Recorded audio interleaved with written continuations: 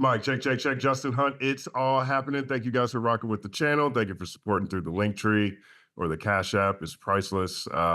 This is a labor of love. And thank you to all my members. I got 30 members now. Every time we talk, I go up like 10 members or so. Let's keep this train going. As you can see, I am not in my normal space. I'm in Greenville, South Carolina. You guys have longtime viewers of this channel have seen me here before. When my mother passed away, for example, I did a season here in South Carolina. But this is where I went to high school, this is where I went to college. And so new location, same conversation. Big show for you today. Up first, Big Sean. Big Sean has been doing a very interesting press run. We covered some of the conversations around him in a previous reaction piece, looking at a few of his freestyles. There was a lot of speculation that he was tossing himself in the Drake versus Kendrick battle with subliminals on the GOAT song off Eminem's album, his on the radar freestyle, a freestyle that he dropped himself. Most of those have been debunked.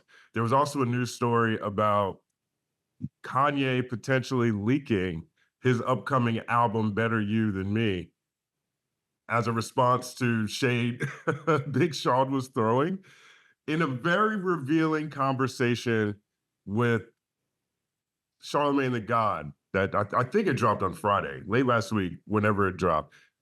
He addresses all of these conversations. And honestly, this is a very amazing look into Big Sean. Big Sean's always been one of these artists where he's a chart topper, he's multi-platinum. He says he sold over 189 million records between his albums and features he's been on. He's worked on good music projects. He's a very integral part of a lot of things that have come out of Kanye's camp, Mercy, Click, for example. And in spite of all of that, there's this weird feeling that people don't really know Big Sean. He's not a personality. He doesn't do things for shock and awe or for showmanship. He just leaves it to the bars and lets his music do the talking. So this conversation with Charlamagne Tha God is intended to show more of Big Sean than what we are normally used to seeing. And there's a lot of revealing things that come out of this conversation. The first one I'm going to show you here is from his album, Dark Sky Paradise. Now, Dark Sky Paradise is my favorite Big Sean project. My all-time favorite Big Sean project. I think he hit all the right notes impeccably on that album. And I think, honestly, and when I look back at it, I think that's when he showed the best example of him meeting the promise that most fans have always seen from his early mixtape days. Like, that was him actualizing what people expected. And so on that album, there's a song called Blessings, which is a great song. It's Drake, and then there's Kanye West on the track.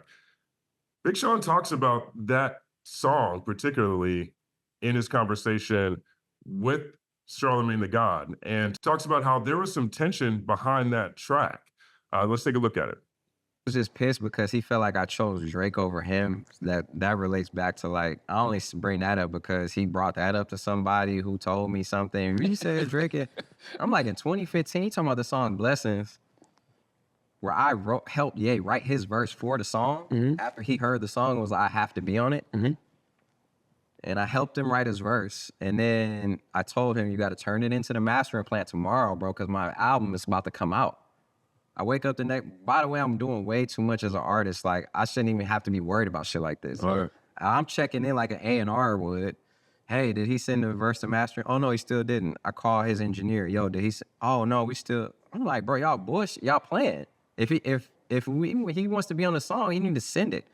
And we ended up doing the video version and the radio version, but for some reason he thinks because Drake didn't want him on that song.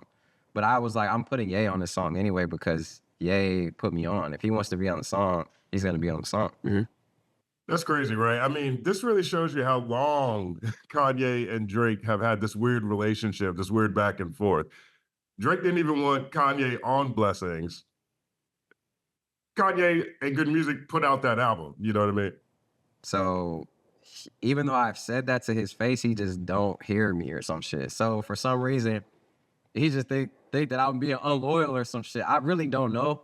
I can't speak for him. In fact, I don't like speaking for other people, but I'm just from my perspective, it was something along. Right. And so Kanye and Big Sean. I mean, really, Kanye and everybody that he's worked with seems like they fall out at some point in time and then they make back up again. You could say that about Rhymefest. You could say that about Big Sean. You could say that about Kid Cudi. You could say that about John Monopoly. Like pretty much everyone around Kanye falls out with Kanye at some point in time, and then they all fall back in.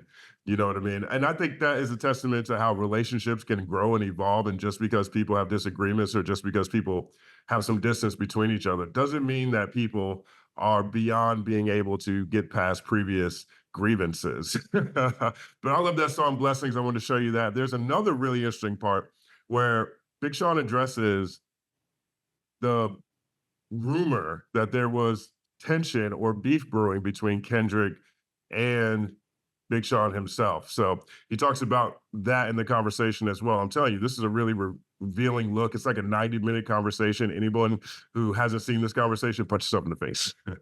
So let's take a look at that. So then Nipsey dies. Joe Budden had created this, like, before that, Joe Budden had made this, like, there's a Kendrick Big Sean beef, and to the point where I tried to ignore it, but he made that narrative so fucking real that I think it really did become a thing. So, like, he wasn't all the way wrong, though. You said there might have been something in the air. Well, yeah, because I'm getting to the point where me and Kendrick talk. Okay.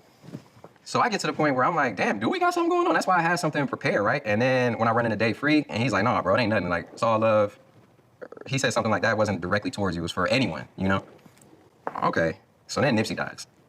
And I sit on the plane next to Punch, random as hell. We're headed to J. Cole's festival. And he's like, you ever talk to Kendrick? And I'm like, no, I never, I know it ain't shit there, but no, we never really spoke.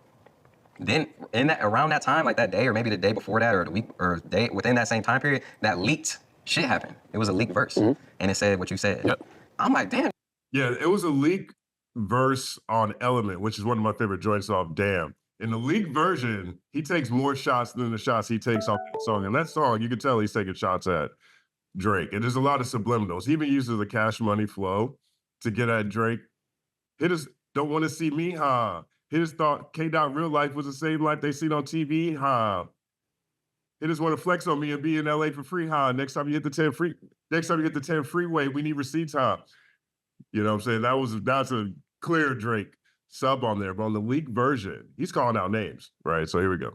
Damn, nigga, y'all motherfuckers said it wasn't shit and it was something. So you got me looking crazy. Well, maybe he prepared something just like the same way you were thinking. He was like, let me get my nukes just in case too. Right, but the thing is that song came out and he changed that bar, right? So that wasn't on the song anymore. It was a leaked verse. So I had to keep that in mind because I was pissed when I heard it. So then I'm like, okay, he changed that on his own. So he probably came to the conclusion that it was nothing. So then then me and him talk. And I got the text on my phone. And he's like, I might pull the text out and Let's read hear it. it. Why not? Oh, I ain't even got somebody else got my phone. Somebody grab Sean's phone. Essentially. Don't need to misquote him. Come on. Someone grab Sean from Charlamagne. He ain't gonna let this moment pass. I love that. Yeah, I ain't trying to misquote shit. Because I don't give a fuck that much to misquote a nigga. And how long ago was this? You said right after the... Yeah. Okay. So, I mean, you can read my stuff, too. You want me to read it? No. I don't think we should read it because I think that's kind of like bitch made, but I want you to kind of like see the sentiment of it. Hold up. So this is me, and then this is him. What up, Chambo? So he's showing a conversation that he had with Kendrick about whether or not there was tension because the leaked version of Element came out where he is dissing Big Sean. You know, yes, we're in great grievance. That's real. Wrongly. So in a sense, I don't want to say it. He apologized in a sense for going that far, you know, for that shit coming out, right? So I wanted to show you that because in a sense he apologized, right? Yeah. So if Kendrick apologized for that same leak that I heard prematurely, right, that he didn't use, it's like then it leaks fully later, right? And people hear it, and we already discussed it. And he said, appreciate the shout out on the Nipsey song. I already addressed it on the song with Nip. Lack of communication and wrong information for people fueled by the ego is like mixing flames with diesel. That's what he said to you in the... No, that's what I said on the song with Nipsey. Oh, I know, but in the text it sounded like he kind of said the same thing. Yeah, that's why I said it in the song. Because in that text he said, yo, you know, my ego, da-da-da. So it's like, when that shit leaks, it's like, people are like, oh, you heard what he said about you? I'm like, nigga, I'm not a clout chasing ass nigga, bro. I'm solid and I stand on mine, and I'm not about to do something because everyone thinks a certain thing. Like, we already talked about it. I already got an apology for it. And your shirt right now says, I do not care about their opinions. Yes. So why would you care about the opinions of other people if you know what it is between you and that? Exactly. And that's what it's been. You know, I ain't really had too much communication with him since then. And, you know, but I just want to I represent a lot of people from my city, from where I come from, fans of mine, who think I didn't stand on my shit. And that's not the case. And that's why I want to clarify. I wasn't being a bitch nigga or like tucking my tail or nothing like that. And if it was real smoke, if it was really something to stand on, I would be I would be there front and center for it. And I would be prepared. You know what Right, yeah. I mean, I think we could say Drake wasn't prepared. I don't know how well Big Sean would do in a battle against Kendrick. I don't really feel like I have a history of seeing Big Sean really go at someone, go back and forth. Uh, but I think preparation is key. And honestly, Big Sean he puts together great songs. He structures things really well. I know he has a reputation for a lot of corny bars, but you can't really say Big Sean can't rap. And he suffers more than anything else from taking long periods off between albums. I think this is his first project in 4 years. You know what I mean? He suffers from the fact that everybody stole his flow so early. Every time I hear Drake, I always hear Big Sean at the same time, because that's one of the flows that Drake stole, I guess. You know what I mean? So Big Sean lost control of his signature, and now that's when it's up to artists to continue to evolve. But he always seems really prepared whenever he shows up. Like I'm a Big Sean fan. And more than anything else, I am looking forward to this album because this conversation stands out to me because it is so revealing, right? And this next part to me in the conversation, I mean, in this conversation, he talks about mental health challenges. He talks about periods where he was battling suicidal thoughts. I don't think maybe he didn't frame it that strongly, but he was in deep depression. He talks about his relationship with Janae Aiko and says that their relationship needs to get to a different point before they get married. But he really talks about his come up. When Big Sean was 11 years old, he knew he wanted to be a rapper. It was his passion. It's all he could think about. He would spend whatever money he had going to press up CD covers for mixtapes. He treated it like a job, right? And despite all the accidental dream killers in his life, all the people who were naysayers telling him that he needed to be prepared when eventually, inevitably, his music dreams didn't work out, his mom was always in his corner. His mom always had his back. She would take him to Chicago, to other cities, to build relationships and network with different people. He comes from an academic family. Everybody is Big Blue Michigan. He was going to go to Michigan State. And his mom was the one who told him to stay focused on his music. And so all of his friends ended up going to college. And while he's at college, this is after he raps for Kanye and he's talking to Don C and they said they wanted to sign him, but years go by. I mean, this is late registration time. You know how busy people can get. And this is when Kanye, truthfully, was still building his own personal brand. That's his second album. So there was a delay and all of his friends go to college and they're calling him and checking in on him. And they're like, they're like, yo, what's up with the music? I haven't heard too much. So he battled depression again then. Then he had mental health challenges again then. That is a running theme in the life of Big Sean. And his mom stayed in his corner the whole time. I mean, one of my favorite songs on Dark Sky Fantasy, I can't remember it, but it's the one with Party Next Door. And he goes, I came up, but I ain't change up, but I change up, whatever it is, right? And he's talking about a girl he was dating who went to MTSU, Middle Tennessee State University.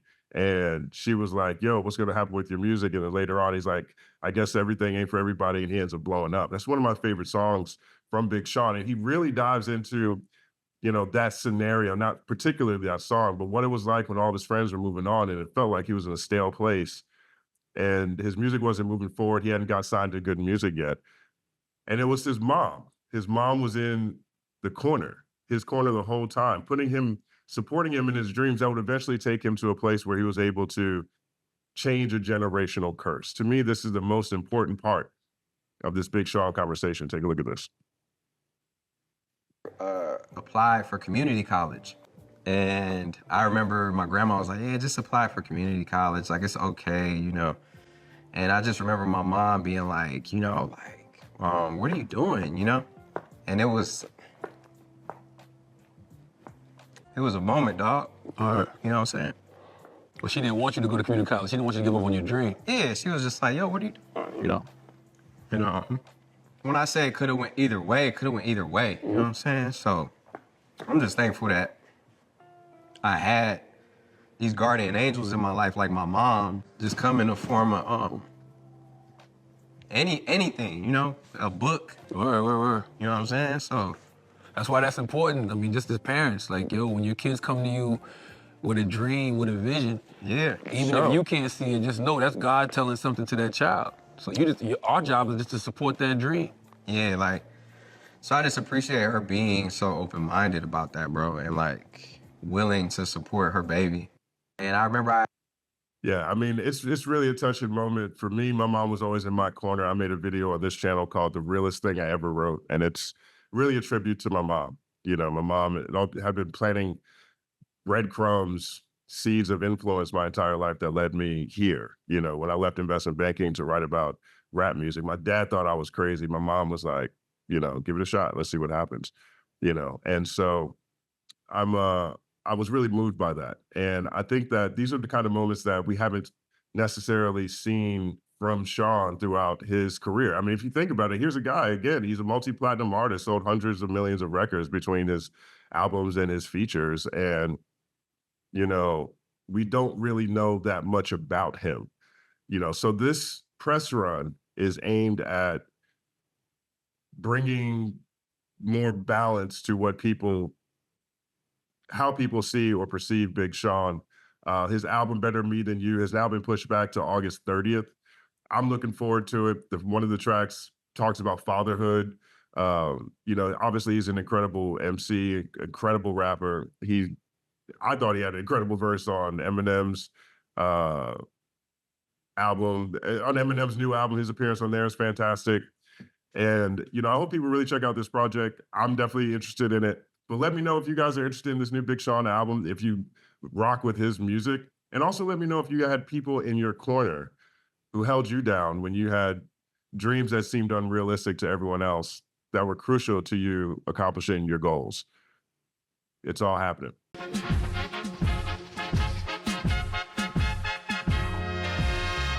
Justin Hunte is here, it's all happening. Justin Hunte is here, it's all happening. The mathematical breakdown of this mighty game of rap we in. It's boom bapping. Systematical culture views us radical, it's all happening. Shaking hands and dapping it. Life through the lens of hip hop, from trip hop to yes, y'all, you don't stop, you don't stop.